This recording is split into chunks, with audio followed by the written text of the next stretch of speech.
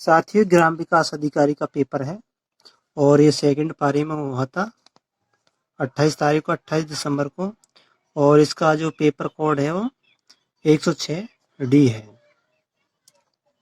इसके इंस्ट्रक्शन दे रखे हैं और हम पेपर शुरू करते हैं। इसमें नेगेटिव मार्किंग नहीं थी। तो सबसे पहला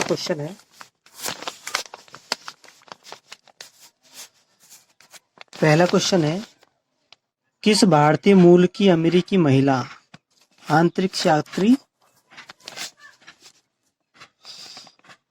अंतरिक्ष यात्री ने जुलाई 2021 में अंतरिक्ष की यात्रा की थी? तो इसमें की थी शिरीषा बांदल ने की थी। अगला क्वेश्चन है कि 1857 के विद्रोह का कोटा में नेतृत्व किसने किया था? 1857 के विद्रोह का नेतृत्व कोटा में किया था जयदयाल और मेहराब खान ने। अगला क्वेश्चन है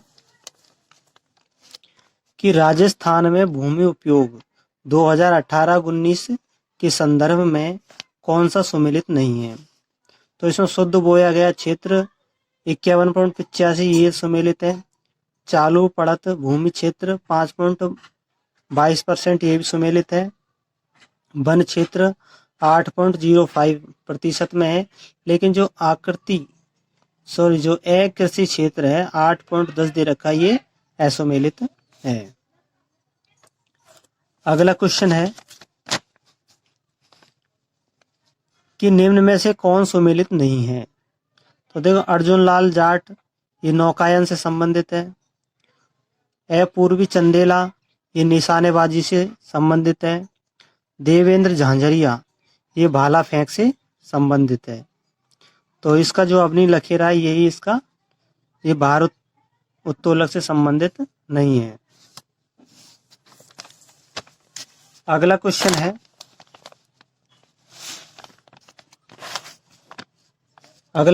निम्न में से कौन सही सुमेलित नहीं है? यानी मरुस्थल और देश से बताना है। सही सुमेलित है तो जो अटाकामा है ये मरुस्थल है और चिली देश से संबंधित है। अगला क्वेश्चन है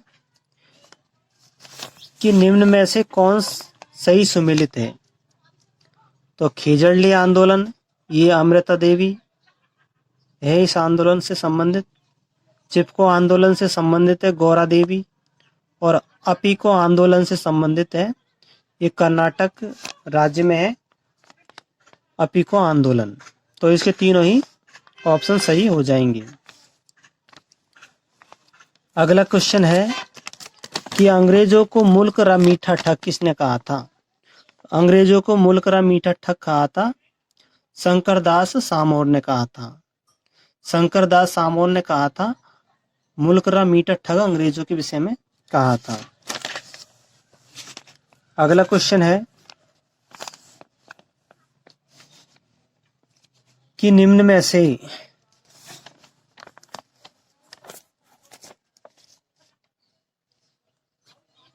अगला क्वेश्चन है 8वां क्वेश्चन,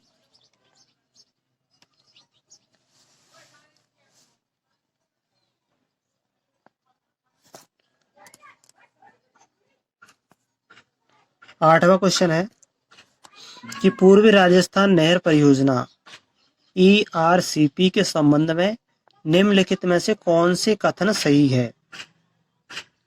तो यह परियोजना पूर्वी राजस्थान के 13 जिलों के पेयजल समस्या के स्थायी समाधान के लिए बनाई गई है।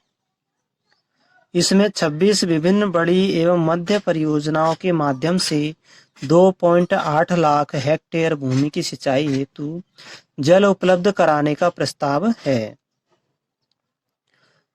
नवनेरा बेराज इस परियोजना का अभिन्न हिस्सा है। तो यहाँ इसकी जो तीनों ऑप्शन है वो सही है इस क्वेश्चन के।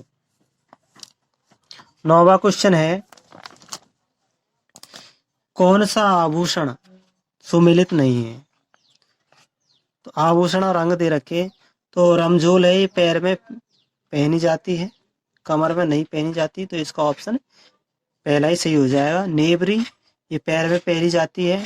टड्डा बाजू में पहने जाते हैं। मूंदरी अंगुली में पहनी जाती है, तो ऑप्शन पहला ही इसका आंसर होगा।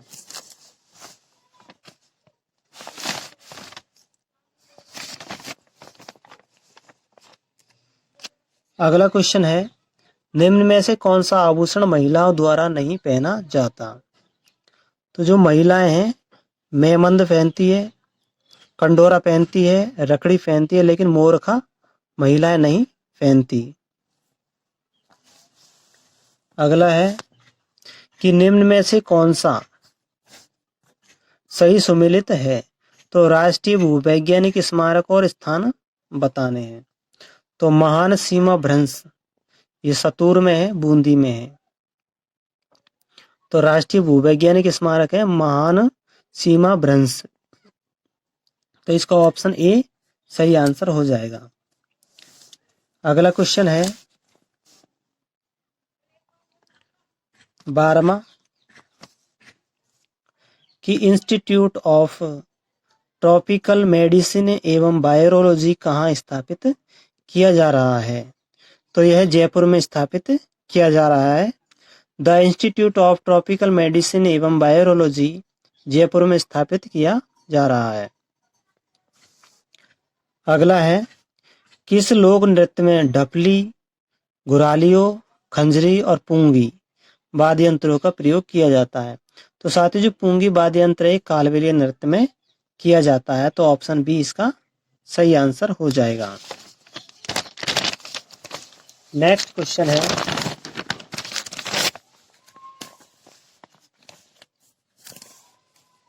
क्वेश्चन है राष्ट्रीय शिक्षा नीति 2020 में विद्यालय शिक्षा में 100% सकल नामांकन अनुपात प्राप्त करने का लक्ष्य है 2030 तक रखा गया है। अगला क्वेश्चन है निमाड़ी, रागड़ी किस बोली की उपबोलियां हैं? तो निमाड़ी और रागड़ी ये मालवी भाषा की उपबोलियां हैं। नेक्स्ट क्वेश्चन है कि केसरिया जी का मेला कहाँ बढ़ता है? तो केसरिया जी का मेला बढ़ता है धुलेर में बढ़ता है केसरिया जी का मेला। ऑप्शन सी आंसर हो जाएगा। 17वां क्वेश्चन है कि निम्न में से सुमेलित करना है इनको। तो शाहपुरा ये राम स्नेही संप्रदाय की शाखाएं हैं एक तरफ, और एक तरफ इनकी स्थापना करता है। तो शाहपुरा राम स्नेही संप्रदाय की स्थापना की थी संत रामचरण जी ने की थी, और सिंहथल राम स्नेही संप्रदाय की स्थापना की थी संत हरिराम दास जी ने, और खेड़ापा राम स्नेही संप्रदाय की स्थापना की थी संत दरियाब जी ने, और रेण राम स्नेही संप्रदाय की स्थापना की थी संत रामदास जी ने की थी रेण की। तो इनके जो कूटों को मिलाएंगे तो इसका ऑप्शन बी सही आंसर हो जाएगा। अगला क्वेश्चन है कि किस गढ़ के लिए कर्नल जेम्स टोड ने कहा था कि यदि उन्हें राजस्थान में एक जागीर की पेशकश की जाए तो वह इस गढ़ को चुनेगा? अगर कोई उसे जागीर दे कर्नल जेम्स टोड को, तो वो उन जागीरों में की कौन सी जागीर लेगा? तो एक दुर्ग की जागीर लेगा, तो दुर्ग की है, उस गढ़ को लेगा, तो गढ़ है भैंसरोड गढ़। तो कर्नल जेम्स टोड कहता है कि मुझे कोई देना हो तो भैंसरोड गढ़ का दुर्ग दे दीजिए, भैंसरोड गढ़ दे दीजिए। ऑप्शन डी आंसर हो जाएगा। अगला क्वेश्चन है कि star gazing the players in my life इस पुस्तक के लेखक है रवि शास्त्री है स्टार गेजिंग पुस्तक के लेखक। नेक्स्ट क्वेश्चन है टोक्यो ओलंपिक 2021 की पदक तालिका में भारत का स्थान है 48वां। निम्न में से कौन से कथन सही है? पोटवार पठार पाकिस्तान में स्थित है, बिल्कुल सही है। पोटवार पठार पाकिस्तान में है। पैटागोनिया का पठार एंडीज पर्वत की तलहटी में स्थित है, सही है। तिब्बत का पठार हिमालय तथा कुनलुन पर्वत श्रेणी के मध्य स्थित है। तो इसकी जो तीनों ही आंसर है, तीनों ही ऑप्शन है, वो तीनों ही सही है। अगला क्वेश्चन है 22वां। मानगढ़ नरसंहार कब हुआ था? तो मानगढ़ नरसंहार हुआ था 17 नवंबर 1913 में। फिर है रियाल सीमा निफे। रियाल सीमा और निफे है, ये पृथ्वी की परतें हैं। तीनों के तीनों रियाल सीमा और निफे पृथ्वी की परतें हैं। अगला क्वेश्चन है मूसी रानी की छतरी। मूसी रानी की छतरी अलवर जिले में स्थित है और ये अलवर के राजा की दासी थी, पासवान थी मूसी रानी।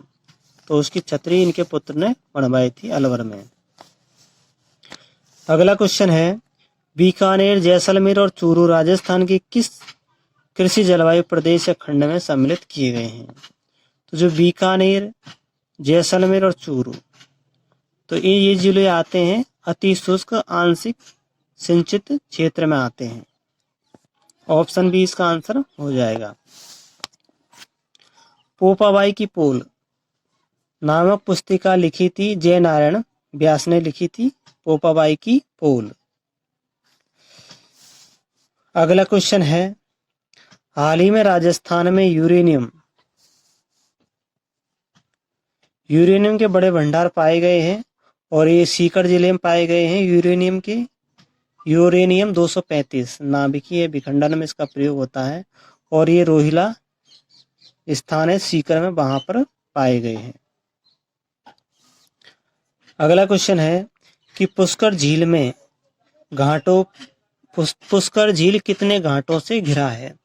तो पुष्कर झील में 52 घाट है, 52 घाटों से घिरा हुआ है पुष्कर झील। नेक्स्ट क्वेश्चन है कि गरासिया जनजाति में गांव के मुखिया को क्या कहा जाता है? तो गरासिया जनजाति के मुखिया को कहते हैं सहलोत। तो इसमें कोई सा भी ऑप्शन सही नहीं है, सहलोत कहा जाता है। फिर अगला क्वेश्चन है 30वां कि निम्न में से कौन सा जयपुर का प्रथम डेजर्ट पार्क है, यानी कि जो रेगिस्तान पार्क है, तो वह किशनबाग जयपुर का प्रथम डेजर्ट पार्क है। अगला क्वेश्चन है कि 13 ताली नृत्य में किस लोक देवता का यशोगान किया जाता है? तो 13 ताली नृत्य में रामदेव जी का नृत्य किया जाता है। 13 मजीरे बांधे जाते हैं और 13 मजीरे बांध करके इनको बजाया जाता है। शरीर पे बांधे जाते हैं, हाथ पैरों में बांधे जाते हैं इनको। अगला क्वेश्चन है काजिंद 21 नामक संयुक्त प्रशिक्षण अभ्यास किन देशों के द्वारा किया गया? तो ये शुरू किया गया था भारत और कजाकिस्तान द्वारा काजिंद 21, ये संयुक्त प्रशिक्षण अभ्यास है। 33वां क्वेश्चन है और 33वें क्वेश्चन में हमें स्थान और मंदिरों को सुमेलित करना है। तो इसमें स्थान और मंदिर है, तो कौन सा सुमेलित नहीं है उसकी पहचान करनी है। तो यहाँ पे विभीषण का मंदिर कोथुनी कोटा में है। सिरे मंदिर ये जालौर में है और त्रिपुरा सुंदरी माता का मंदिर ये तिलवाड़ा बाड़मेर में नहीं है। सुंदा माता का मंदिर भीनमाल यानी जालौर जिले में है। तो इसका ऑप्शन सी आंसर सही हो जाएगा। अगला क्वेश्चन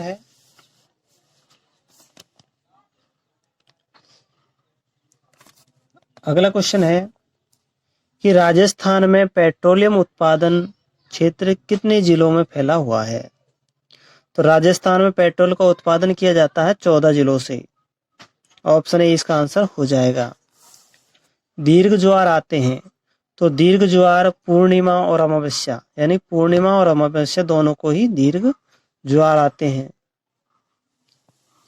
फिर नेक्स्ट क्वेश्चन है कि किस रमत कलाकार ने महात्मा गांधी को स्वतंत्र बावनी पुस्तक भेंट की थी? तो स्वतंत्र बावनी पुस्तक महात्मा गांधी को भेंट करने वाले रमत कलाकार थे तेज कवि जैसलमेरी थे। नेक्स्ट क्वेश्चन है कि कौन सा ज्वालामुखी क्षेत्र 10,000 धुआंरों की घाटी के नाम से जाना जाता है? इन 10,000 धुआंरों की घाटी के नाम से जाना जाता है कटमई। ये कटमई ज्वालामुखी है जो 10,000 धुआंरों की घाटी के नाम से जाना जाता है। पहली अखिल भारतीय टोल फ्री वरिष्ठ नागरिक हेल्पलाइन में एल्डर लाइन का नंबर है, यानी कि 1 फिर 4 5 6 7, 1 लगा करके फिर 4 5 6 7 लगातार है, तो ये इसकी एल्डर लाइन नंबर है अखिल भारतीय के लिए वरिष्ठ नागरिकों के लिए toll free number. Option C इसका आंसर हो जाएगा। नेक्स्ट क्वेश्चन है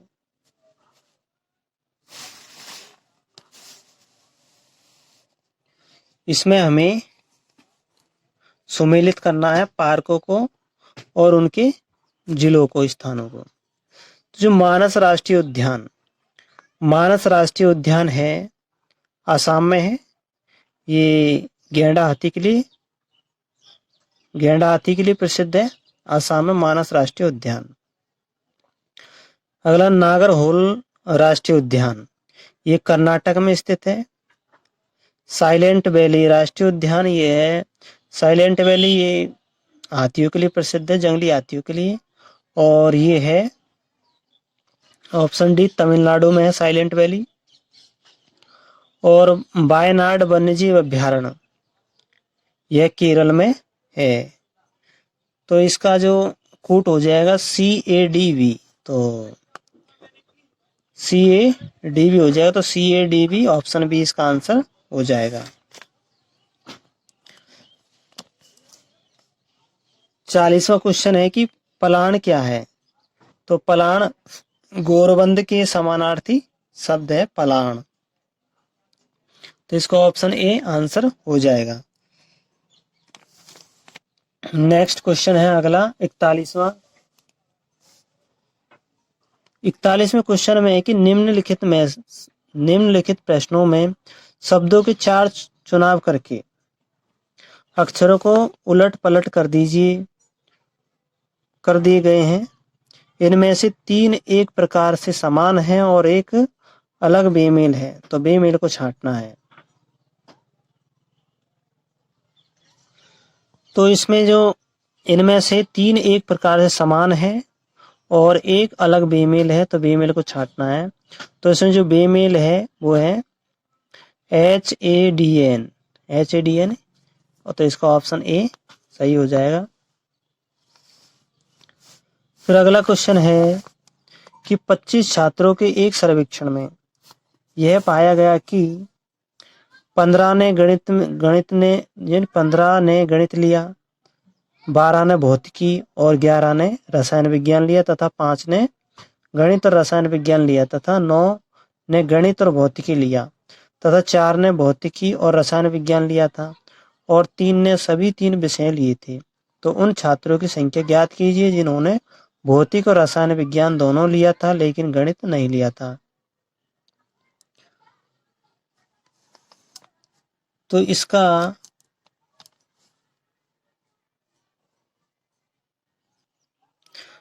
आंसर हो जाएगा ऑप्शन डी, यानी 1।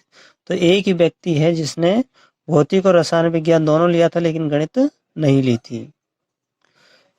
अगला क्वेश्चन है 6 सदस्यों वाले एक परिवार में P, Q, R, S और X तथा Y, तो Y R की बहन है, Q X के पति का भाई है और S P का पिता है। एवं बाई का दादा है। इस परिवार में दो पिता 3 भाई तथा 1 माँ है। तो परिवार में कितने पुरुष सदस्य हैं? तो इसमें जो 4 पुरुष है वो सदस्य है। ऑप्शन डी इसका आंसर हो जाएगा। नेक्स्ट क्वेश्चन है,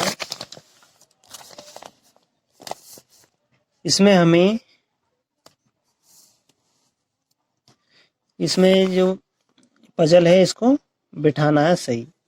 तो इसमें जो बिठाने के लिए क्या करते हैं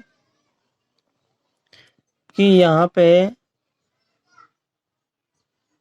7 दूनी 14 होते हैं और 15 दूनी 30 हो जाते हैं और 15 नाम 135। तो 135 ऑप्शन इसका सही हो जाएगा।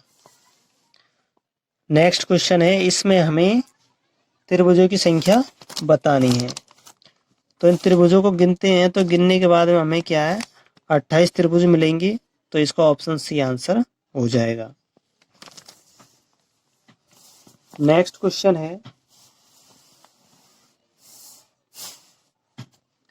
तो यहां हमें ये देखना है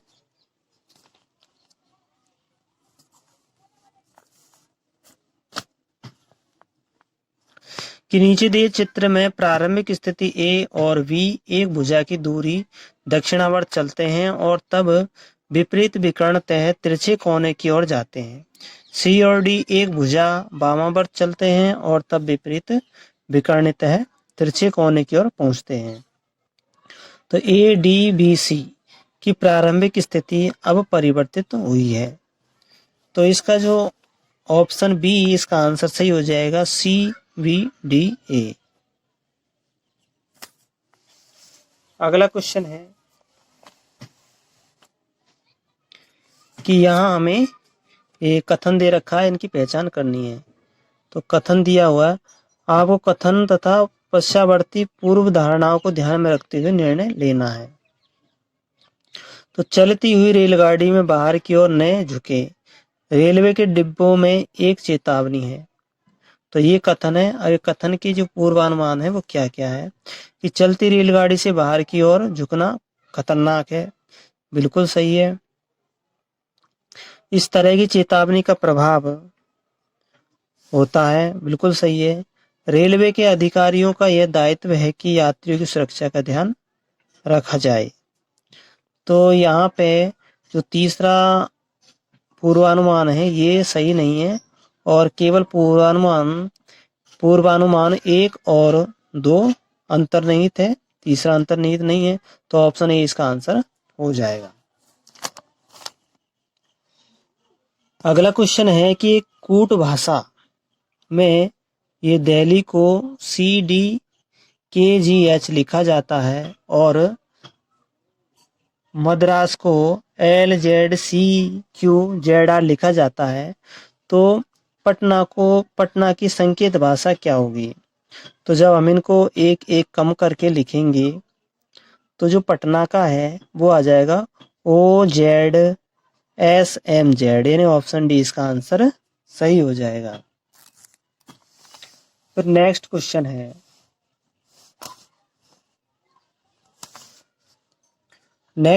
है, यदि 2 से 10 का अभिप्राय 2 - 10 का अभिप्राय 200 है, 8 भाग 4 का अभिप्राय 12 है, 6 × 2 का अभिप्राय 4 है और 20 + 5 का अभिप्राय 4 है, तो इसका अभिप्राय बताना। तो हमें यहाँ पे चिन्ह बदलने और चिन्ह बदलने के बाद में जो हल आएगा, तो सबसे पहले हम भाग को हल करेंगे, फिर उसके बाद में गुणा को, फिर जोड़ बाकी को हल करेंगे तो हमारे पास में 0 बचेगा। ऑप्शन बी इसका आंसर हो जाएगा। नेक्स्ट क्वेश्चन है, यहाँ एक घन के 3 अलग अलग दृश्य दिए गए हैं और इन चित्रों पर आधारित हमें देखना है कि निम्न में से कौन सा विपरीत फलकों को इंगित करने वाला सही युग्म है, यानी जो विपरीत फलक को बताता है। तो विपरीत फलक को बताने वाला युग्म हो जाएगा ऑप्शन बी और डी जो है विपरीत फलक को बताएगा। ऑप्शन सी इसका आंसर हो जाएगा। नेक्स्ट क्वेश्चन है कि इफ ए वेक्टर बराबर बी वेक्टर बराबर समाकलन, सी समाकलन वेक्टर। तो ये दे रखा है, वेक्टर के सवाल है, फिजिक्स से संबंधित है ज़्यादातर। तो इनके जो ए वेक्टर प्लस बी वेक्टर बराबर सी वेक्टर, तो ए वेक्टर तथा बी वेक्टर के बीच का कोण क्या होगा? तो इसका कोण हो जाएगा 2π/3। ऑप्शन सी इसका आंसर हो जाएगा। नेक्स्ट क्वेश्चन है,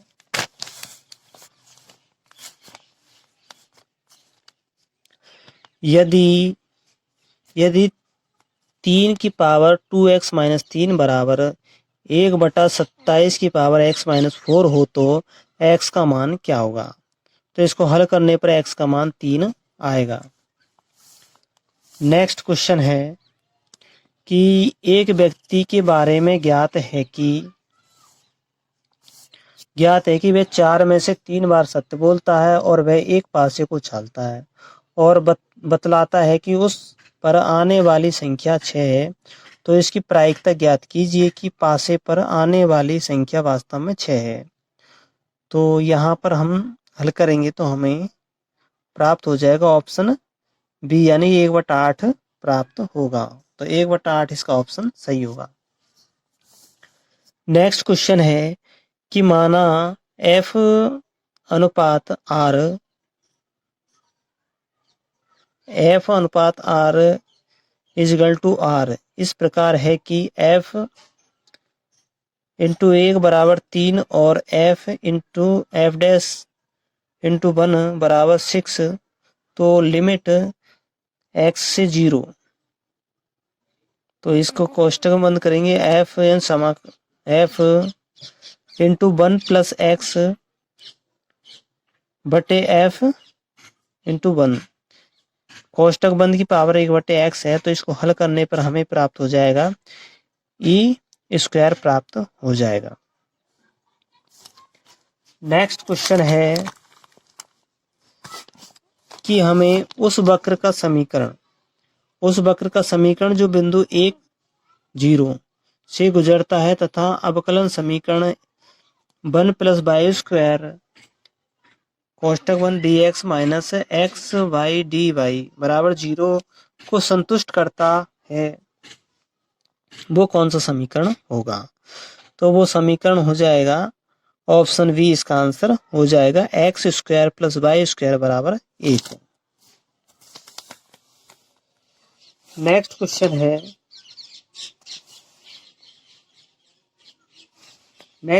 है कि 8 अंकों वाली संख्याएं जिनमें से सभी अंक भिन्न हो की कुल संख्या क्या होगी? तो ये तो क्वेश्चन 9 L9/2, तो इसका ऑप्शन ए आंसर हो जाएगा। नेक्स्ट क्वेश्चन है 5 cos थीटा + 3 cos थीटा + 5/3 कोष्टक 1 + 3 का महत्तम मान होगा। तो इसका में से हो जाएगा 10। ऑप्शन डी इसका आंसर हो जाएगा। नेक्स्ट क्वेश्चन है कि एक थैली 2 रुपए, 1 रुपए और 5 पैसे के सिक्के क्रमशः 6:7:15 के अनुपात में है। यदि थैली में कुल धन 1590 रुपए है तो थैली में 50 पैसे के सिक्कों की संख्या है। तो इसको हल करने पर ऑप्शन बी सही आता है, यानी कि 900 सिक्के आएंगे। नेक्स्ट क्वेश्चन है कि यदि कोई त्रिभुज है ABC में कोण A का समद्विभाजन AD तथा AB बराबर 8 सेमी है और AC बराबर 10 सेमी एवं BC बराबर 13.5 सेंटीमीटर है, तो BD का मान ज्ञात करना है। तो इसको हल करने पर हमें 6 सेंटीमीटर प्राप्त हो जाएगा। ऑप्शन ए इसका आंसर हो जाएगा। नेक्स्ट क्वेश्चन है 60वां क्वेश्चन है कि 11 परिणामों का औसत 55 है। यदि प्रथम 6 परिणामों का औसत 52 और अंतिम 6 परिणामों का औसत 57 हो तो छठा परिणाम क्या होगा? तो इसका जो छठा परिणाम हो जाएगा 49, यानी ऑप्शन डी इसका आंसर हो जाएगा हल करने पर। नेक्स्ट क्वेश्चन है 61वां कि राजस्थान लोकायुक्त और उप लोकायुक्त अधिनियम को राष्ट्रपति की स्वीकृति कब प्राप्त हुई। तो इसको स्वीकृति प्राप्त हुई थी राजस्थान लोकायुक्त और उप लोकायुक्त को 1973 ईस्वी में इनको स्वीकृति प्राप्त हुई थी। ऑप्शन डी इसका आंसर हो जाएगा।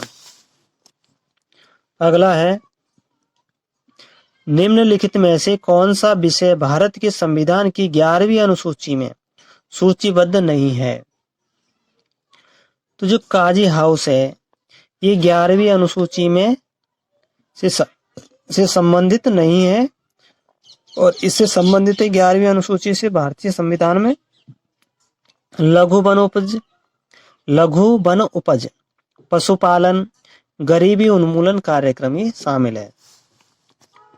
नेक्स्ट क्वेश्चन है कि भारतीय संविधान के कौन से भाग में संघ एवं राज्य के प्रशासनिक संबंध वर्णित है।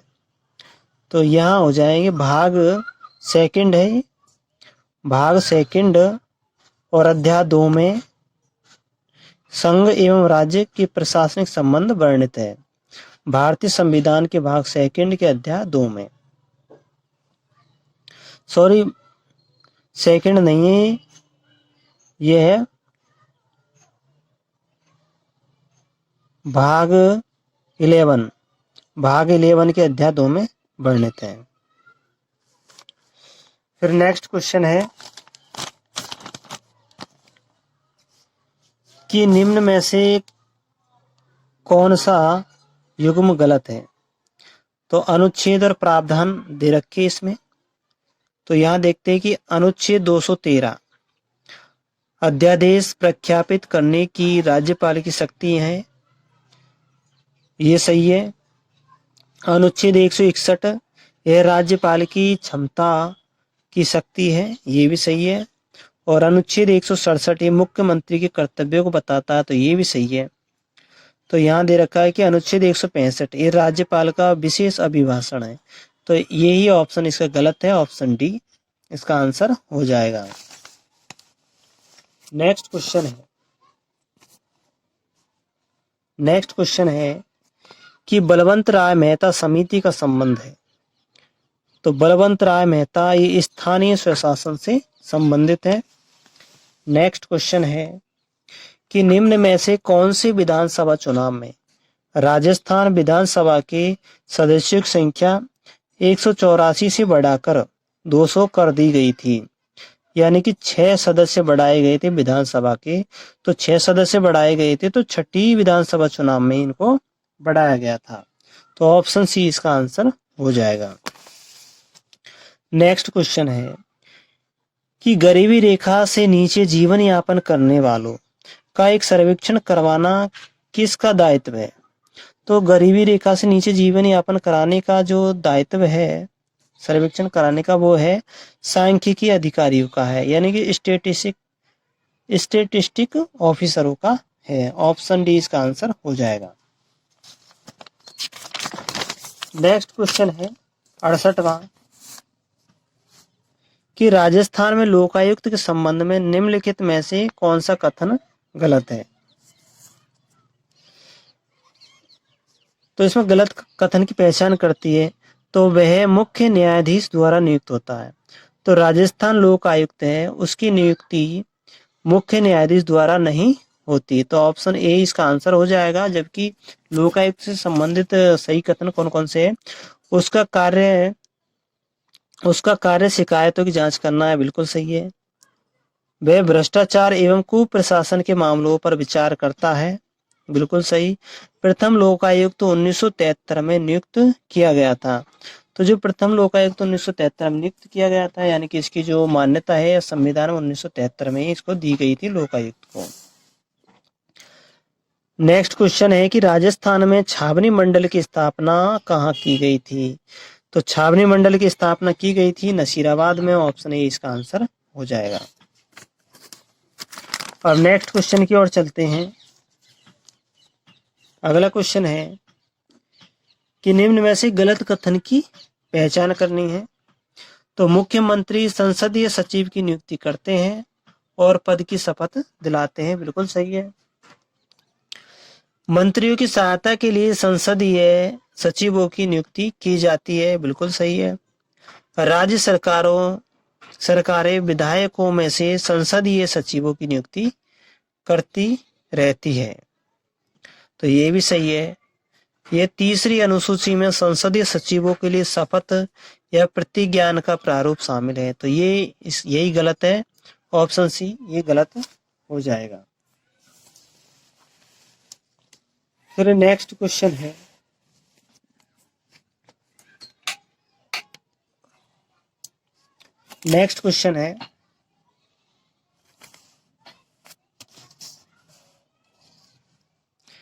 कि IBM 1401 ये इसके विषय में बताना है। तो तृतीय पीढ़ी के कंप्यूटर को IBM 1401 कहते हैं।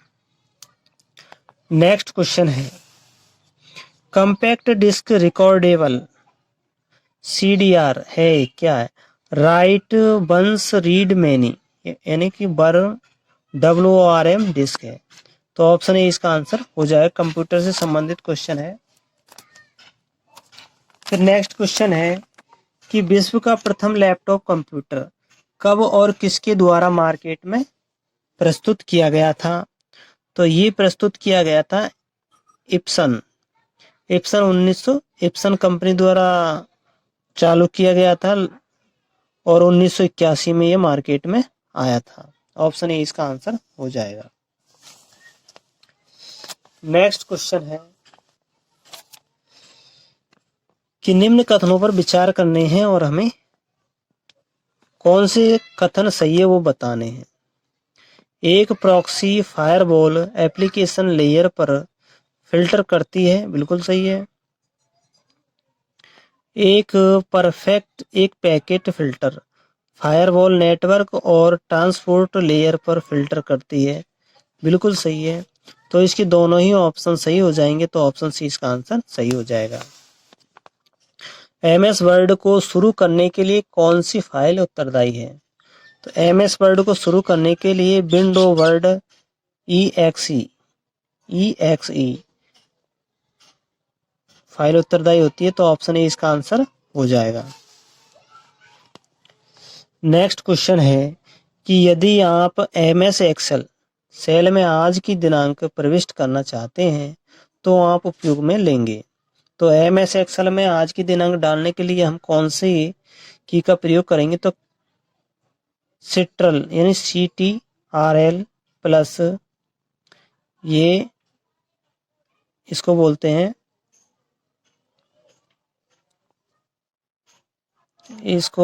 अर्धविराम सही और सेमी कॉलम का उपयोग करते हैं, तो सिट्रल प्लस सेमी कॉलम का उपयोग करते हैं।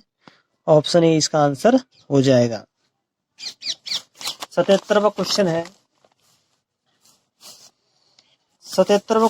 है कि MS पावर पॉइंट प्रेजेंटेशन के संदर्भ में रिक्त स्थानों को भरने के लिए उचित क्रमित युग्म है, तो इसका हो जाएगा नोट्स का एक प्रिंट आउट निश्चित रूप से वक्ता के लिए होता है, तो ऑप्शन ए इसका आंसर हो जाएगा।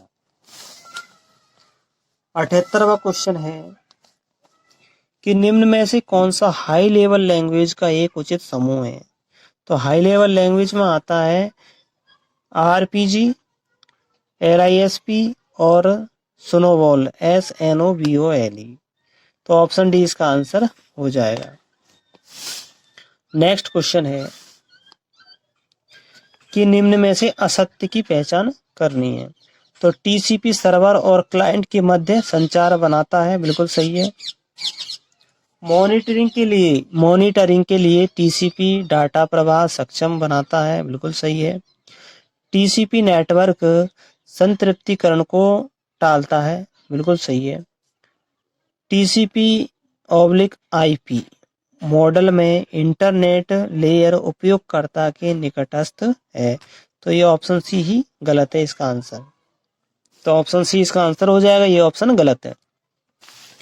नेक्स्ट क्वेश्चन है कि I/O सिस्टम का संचार अनुक्रम है। तो इसके सिस्टम का संचार अनुक्रम हो जाएगा OS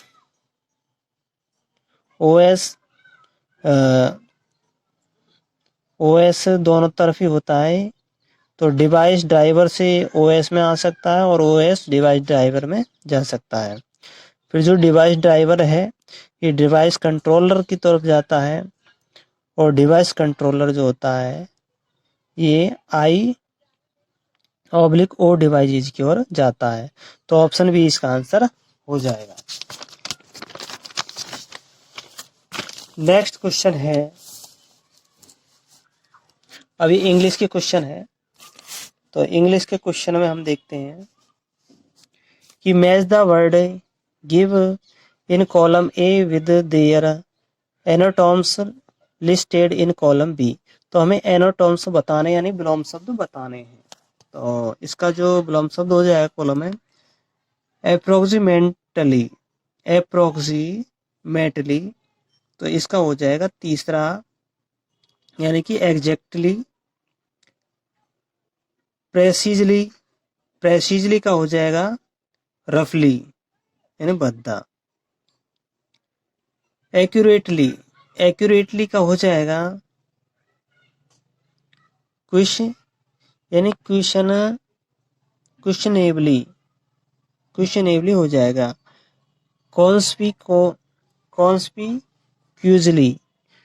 कॉन्स्पिक्यूजली का हो जाएगा इनविजिबली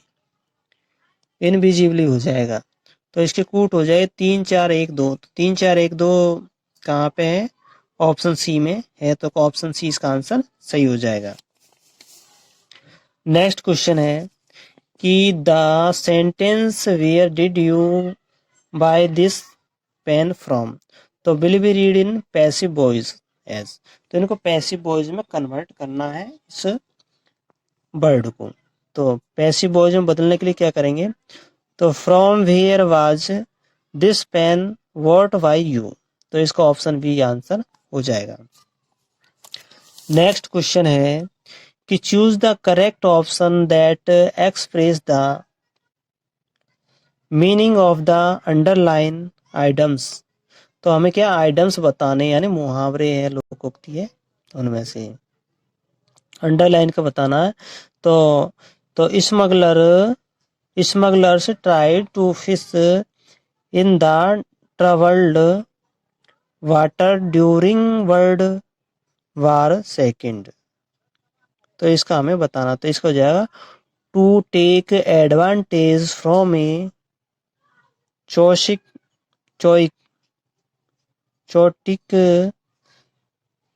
सिचुएशन। तो ऑप्शन बी इसका आंसर हो जाएगा।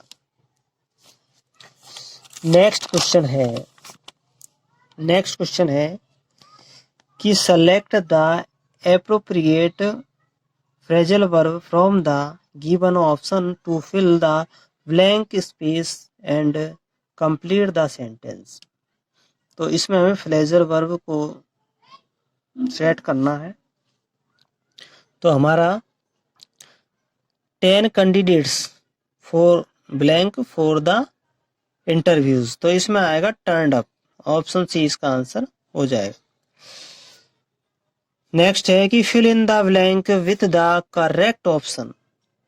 तो a speech given without preparation is called. तो यहाँ आ जाएगा एक्सटेम्पोर आ जाएगा, ऑप्शन ए इसका आंसर हो जाएगा। नेक्स्ट क्वेश्चन है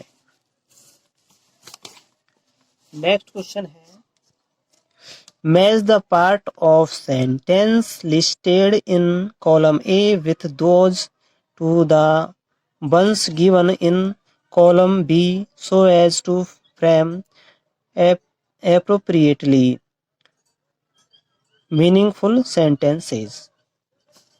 तो यहाँ देखते हैं कि unless you work hard, तो इसका हो जाएगा hard you will fare. If you were reach, अगर तुम पहुंचते हो, रीच तो इसका हो जाएगा you would probably spend much.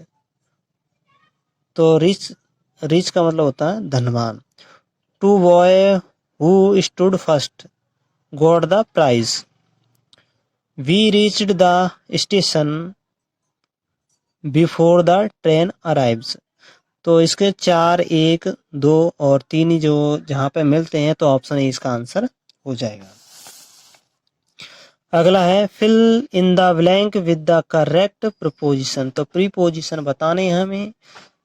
तो mister Mohan divided his property among his 4 sons equally. तो इसमें ऑप्शन बी आ जाएगा। Fill in the blank with the correct conjunction. तो he commands me blank he were my boss. तो as if आ जाएगा इसमें, ऑप्शन सी इसका आंसर हो जाएगा। नेक्स्ट है चूज द करेक्ट ऑप्शन चुनना है इसमें। He said give me some food please. तो change into the indirect speech में बदलना है। तो इनडायरेक्ट स्पीच में बदलने के लिए क्या करेंगे, he requested me to give him some food. Option C answer हो जाएगा इसका भी। 90वां क्वेश्चन है, 90वां, कि out of the following proverbs which one is correctly framed और does not have any error in its form. तो इसमें जो हमें एरर बताना है, तो एनी एरर बताना है। Does not have any error यानी जिसमें कोई एरर नहीं है, does not have any error. तो इसमें तो क्लीन लाइन,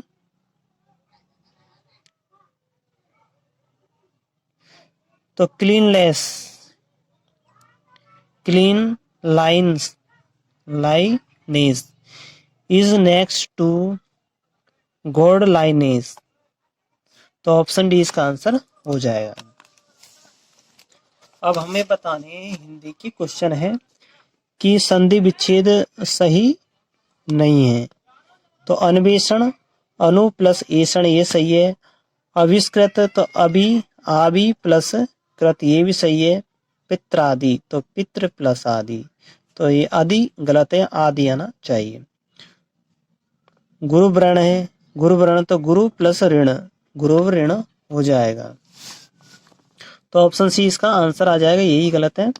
फिर कौन सा विकल्प द्वंद्व समास का उदाहरण नहीं है। तो देखिए भक्ष अभ्यक्ष, भक्ष अभ्यक्ष ये द्वंद्व समास का है। 25 है, 25वीं द्वंद्व का समास है, यानी 20 और 5 25। कृष्ण अर्जुन तो कृष्ण और अर्जुन हो जाएगा। कंकर और पत्थर हो जाएगा द्वंद्व समास में। थोड़ा और बहुत,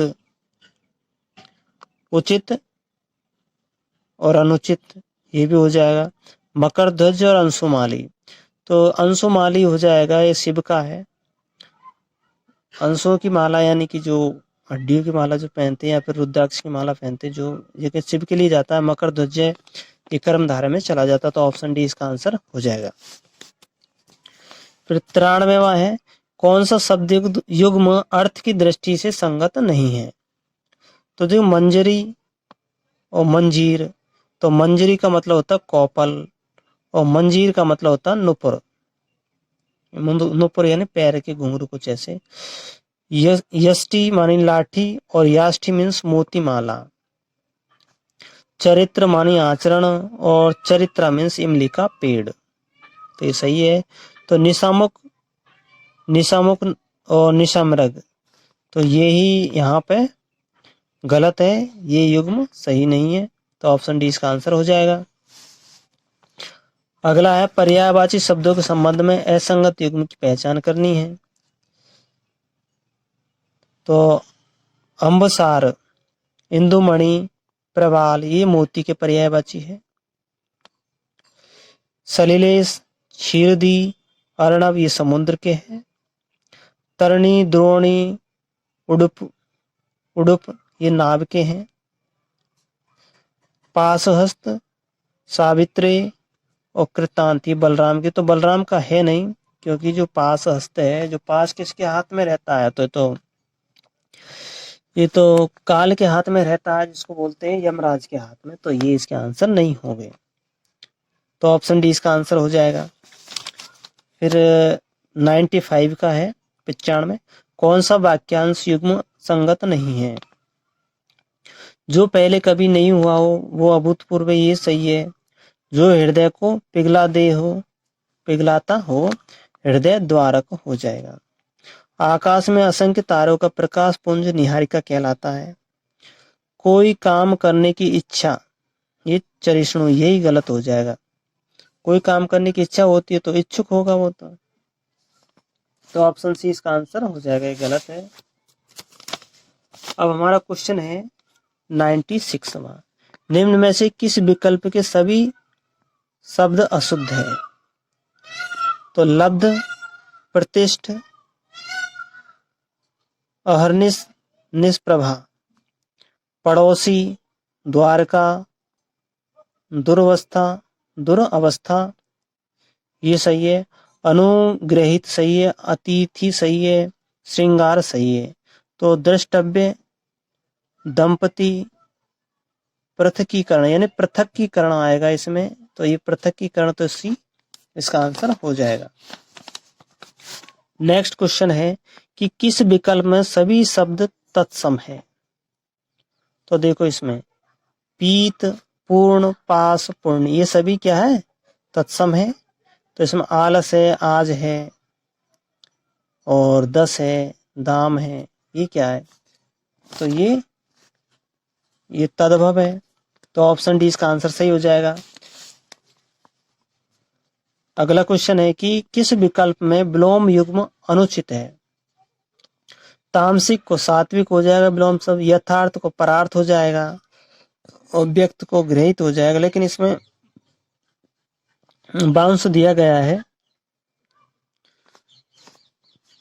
तो इसका कोई भी ऑप्शन सही नहीं बताया गया है। फिर अगला 99वां क्वेश्चन है कि अर्थ की दृष्टि से असंगत मुहावरे का चयन करना है।